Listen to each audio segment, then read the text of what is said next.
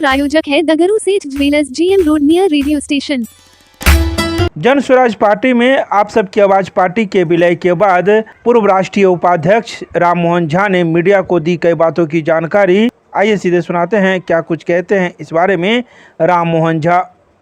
हम लोग के पूर्व केंद्रीय मंत्री रामचंद्र प्रसाद सिंह जो आप सबकी आवाज़ पार्टी बनाए थे, उसमें हम राष्ट्रीय उपाध्यक्ष थे। इसमें उन्होंने जन स्वराज में विलय कर लिए पार्टी का, और हम लोग भी 500-700 लोग जाके जन स्वराज पार्टी कार्यालय में प्रशांत किशोर जी और RCP जी के नेतृत्व में ज्वाइन कर लिए। और कल राष्ट्रीय अध्यक्ष जन स्वराज के जब पूर्णिया से पटना जा रहे थे तो वहाँ हमने सदस्यता ग्रहण करने का भी काम किया। जन स्वराज का जो सोच है सो बहुत अच्छा सोच है। 15 साल लालू यादव जी रहे और 19 साल से विषम चाल चल रहा है नीतीश कुमार जी रहे। न 15 साल में लालू जी के समय में कोई विकल्प बना और न नीतीश कुमार जी के विकल्प बना।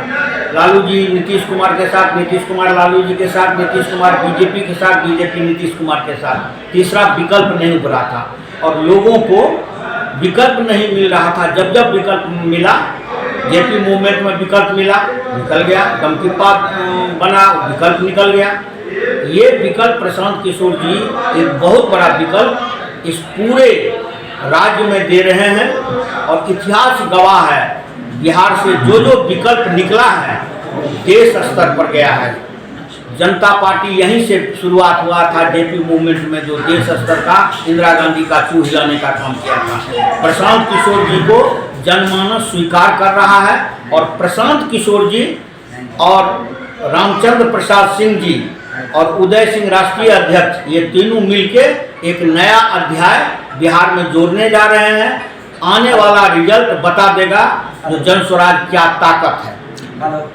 मेरा सवाल है कि जो जन स्वराज जब अकेले थी तो टिकट निश्चित था कि कौन कहां से जीतेगा, लेकिन इसमें तो अब कई पार्टियां अपना विलय हो रही है, तो फिर टिकट का बंटवारा कैसे हो? अभी टिकट का बंटवारा का सोच भी नहीं लीजिए। बहुत लोग अपना पट्टा गर्दन में घुमा घुमा के हम जन स्वराज का टिकट है, ये संभव नहीं है।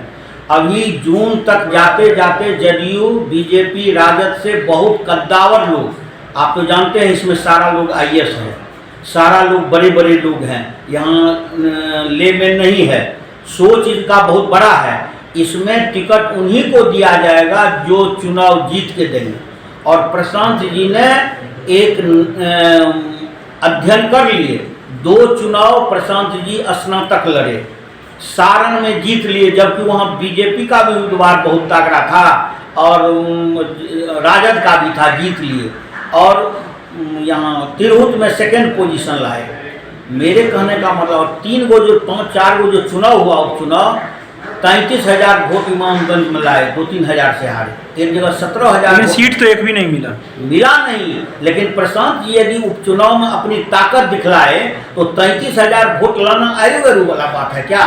33,000, 17,000, 15,000, 5,000 वो प्रयोग था। और उस प्रयोग को इस विधानसभा में आप देखते जाइए, जुलाई तक स्पष्ट हो जाएगा। बिहार में सिर्फ जन स्वराज ही देखिएगा। और बचा मिथिलांचल में जदयू, बीजेपी सब ठकने का काम कर रहा है। यहाँ से मोदी जी ट्रेन देते हैं, क्या कहते हैं झंझारपुर में, क्या कहे, ये श्रमिकों के लिए ट्रेन हम देते हैं गुजरात के लिए। गुजरात का श्रमिक कभी आता है? यहाँ श्रम है ये न है, पूरी पलायन है। 90% जाइए गांव, 70% मजदूर यहाँ से भागल है। जाइए आप भी यहाँ के पत्रकार हैं, यहाँ 70% छात्र आउट ऑफ बिहार है। यहाँ जितना भी मेडिकल है, यहाँ आपका DMCH है, इतना खत्म है जिसका एगो टांग टूटता है उसका दूसरा टांग भी तोड़ देता है। जो है केवल रुपया आता है, लोग खा लेता है। और एक एम्स बहुत बड़ा चीज यहाँ मिला था जिसको यहाँ कुछ नेता ने बर्बाद कर दिया। और ये बात समझ लीजिए, आने वाला समय में प्रधानमंत्री जी भी आए, 2 बार स्वास्थ्य मंत्री आए, कई बार स्वास्थ्य सचिव आए, और इतना ही नहीं, सांसद अनशन भी की, उसमें भी 4-5 मंत्री आए। लेकिन आप जाके देखिए वहाँ कुछ काम हो रहा है।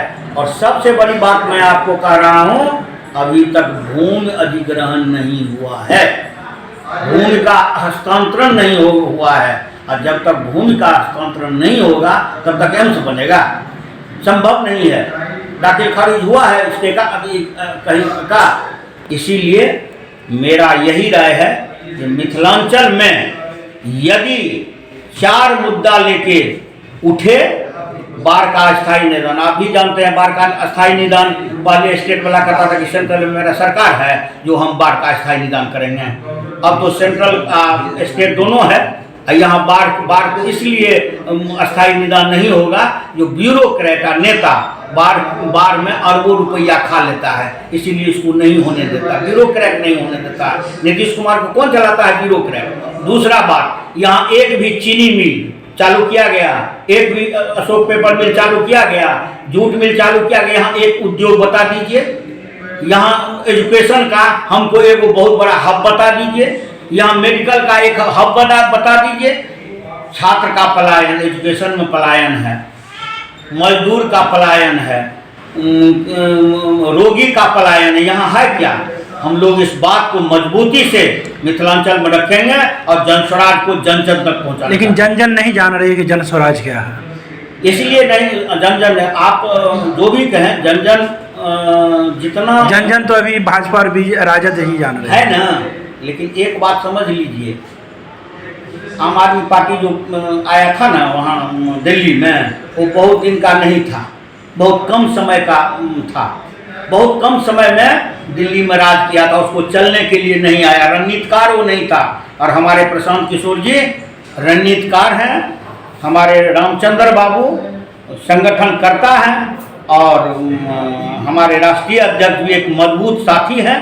और आने वाला समय में आपको अंदाजा लग जाएगा, पता लग जाएगा कितने मजबूत हम लोग होने जा रहे हैं। लेकिन कह रहे हैं कि हम चुनाव लड़ेंगे, लेकिन बूथ स्तर पर कोई काम नहीं नहीं, ये बात जरूर है, संगठन में कुछ कमी है।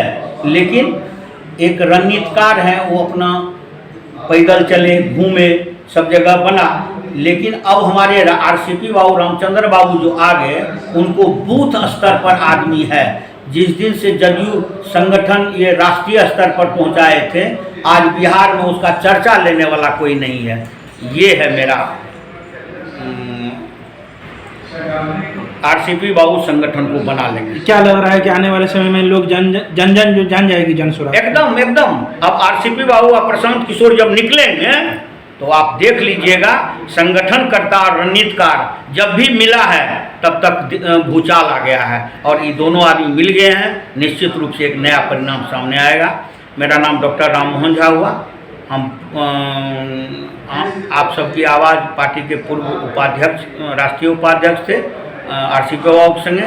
आरसीपी बाबू इसमें शामिल हुए हैं और हम लोग जन स्वराज में सदस्यता ग्रहण किए हैं। और आने वाला समय में हम लोग भी एक संगठन करता है, मिथिलांचल में मजबूत संगठन देके जन स्वराज को उभारने का काम करेंगे।